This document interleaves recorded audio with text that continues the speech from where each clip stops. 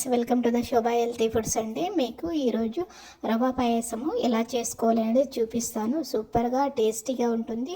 తక్కువ టైంలో ఈజీగా చేసుకోవచ్చు. తక్కువ ఇంగ్రీడియంట్స్తోన, అది కూడా ఇంట్లో ఉన్న ఇంగ్రీడియంట్స్తోనే మనం రవ్వ పాయసము చేసుకోవచ్చండి. మనకి ఎప్పుడైనా స్వీట్ తినాలనిపిస్తే ఈజీగా తక్కువ టైంలో చేసుకోవచ్చు. ఓకేనా ఫ్రెండ్స్, నా వీడియో అనేది స్కిప్ చేయకుండా చూడండి. ఇప్పుడు మీకు రవ్వ పాయసం ఎలా చేసుకోవాలి అనేది చూపిస్తాను. ఓకేనా. ఇక్కడ ప్యాన్ పెట్టేసుకున్నాం. అలాగే నెయ్యి వేసేసుకుంటున్నాను. నెయ్యి అనేది వేడిగా అయిపోతుంది. ఇందులోకి డ్రై ఫ్రూట్స్ వేసేసుకుంటున్నాను. డ్రై ఫ్రూట్స్ అనేది లైట్ బ్రౌన్లో వేపుకోవాలి.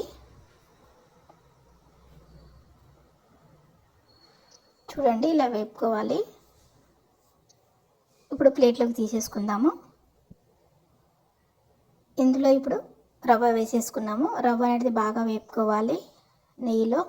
అప్పుడే మనకు రవ్వ పాయసం అనేది టేస్టీగా సూపర్గా ఉంటుంది. చూడండి, ఇలా మంచిగా వేపుకోవాలి నెయ్యిలో. స్టవ్ అనేది మీడియం ఫ్లేమ్ మీద పెట్టుకోవాలి. ఇప్పుడు ఇందులోకి పాలు పోసుకుంటున్నాను.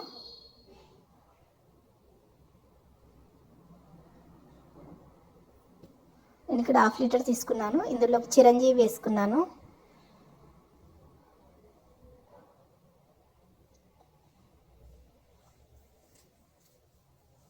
అలాగే డ్రై ఫ్రూట్స్ వేస్తున్నాను, వేపుకున్నవి.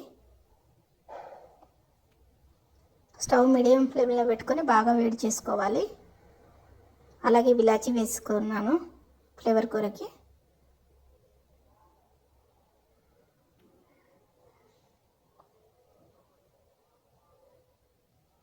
ఉండలు లేకుండా మంచిగా కలుపుకోవాలి.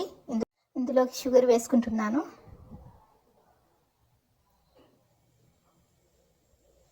ఇలా స్టవ్లో మీడియం ఫ్లేమ్లో పెట్టుకొని చేసేసుకోవాలి. చూడండి, ఈ కన్సిస్టెంట్లో రవ్వ పాయసం అనేది మనకు రెడీగా అయిపోయింది. ఓకేనా ఫ్రెండ్స్, మీరు కూడా ట్రై చేయండి. ట్రై చేసి మీకు ఎలా వచ్చింది చెప్పండి.